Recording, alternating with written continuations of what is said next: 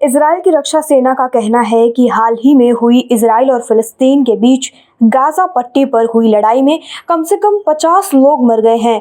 इनमें 24 जिहादी आतंकवादी संगठन के हैं। टाइम्स ऑफ इजराइल ने मंत्रालय के अनुसार बताया कि गाजा की तरफ से आए रॉकेट में 16 मासूम लोगों की जान गई है। सेना का मानना है कि यह आंकड़े अभी केवल अनुमान पर ही आधारित हैं। ये रिपोर्ट बताती है कि जिहादी समूह से संबंध नहीं रखने वाले 11 अन्य लोगों की मौत हुई है। इसी के साथ ही गाजा के कुल 27 नागरिकों की मौत हुई है, जिसमें कई बच्चे भी शामिल हैं।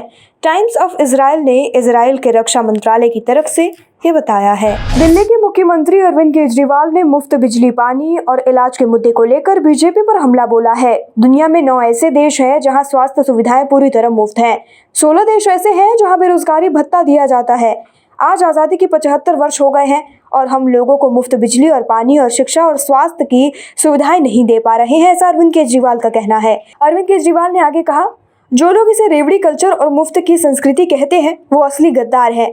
जो उद्योगपतियों का कर्जा माफ करते हैं वो असली गद्दार हैं। केजरीवाल ने केंद्र सरकार पर हमला करते हुए कहा कि इन्होंने पूरे देश में खाने पीने की चीज़ों पर जीएसटी लगा दिया है, लेकिन देश के कुछ चंद लोगों का इन्होंने टैक्स माफ कर दिया है। केजरीवाल ने कहा कि दुनिया के 40 देश ऐसे हैं जहां अपने बच्चों को फ्री और अच्छी शिक्षा देते हैं। अरविंद केजरीवाल ने कहा कि दोस्तों के बैंक के कर्ज माफ करना, देश के साथ गद्दारी घोषित किया जाए, इसके लिए कानून बनाया जाए। सोमवार को देश के 13वें उपराष्ट्रपति और राज्यसभा के सभापति एम वेंकैया नायडू को राज्यसभा से विदाई दी गई। इस विदाई समारोह के दौरान उच्च सदन में वेंकैया नायडू को प्रधानमंत्री नरेंद्र मोदी, नेता विपक्ष मल्लिकार्जुन खड़गे के अलावा कई नेताओं ने विदाई भाषण देकर संबोधित किया।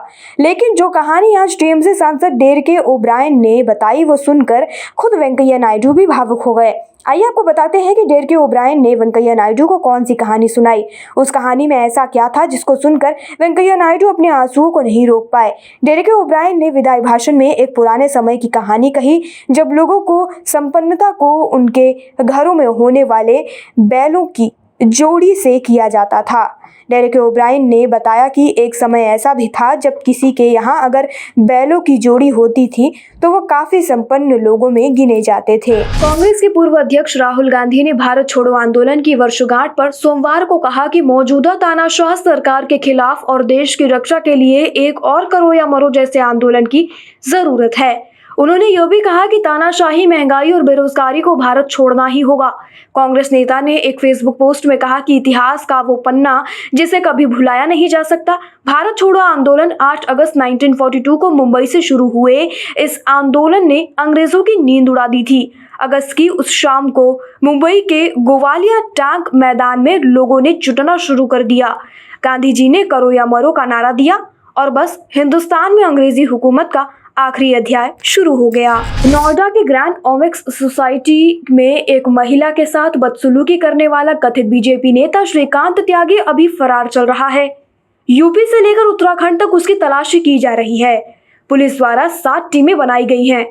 हर तरफ उसकी खोज है। 25,000 का उस पर इनाम भी घोषित कर दिया गया है। उसकी आखिरी लोकेशन ऋषिकेश बताई जा रही है, जहां पर उसने अपना सेलफोन इस्तेमाल किया था। वैसे श्रीकांत त्यागी का विवादों से एक पुराना नाता है। ये कोई पहली बार नहीं है जब उसने इस तरह की गुंडागर्दी की हो, जब उसने महिलाओं के साथ बदसलूकी की हो। इससे पहले भी उसका ऐसा ही रवैया विवाद का विषय रहा है। श्रीकांत का ही एक पड़ोसी उसके बारे में कई राज खोल रहा है। उस पड़ोसी से एक चैनल ने बातचीत की। उस बातचीत के दौरान पता चला कि एक बार पहले भी किसी महिला के साथ श्रीकांत का तगड़ा झगड़ा हो चुका है। पड़ोसी के मुताबिक श्रीकांत त्यागी हर बार खुद को मुख्यमंत्री योगी आदित्यनाथ का एडवाइजर बताता था। कई पुलिस वाले उसकी सुरक्षा में हमेशा तैनात रहते थे।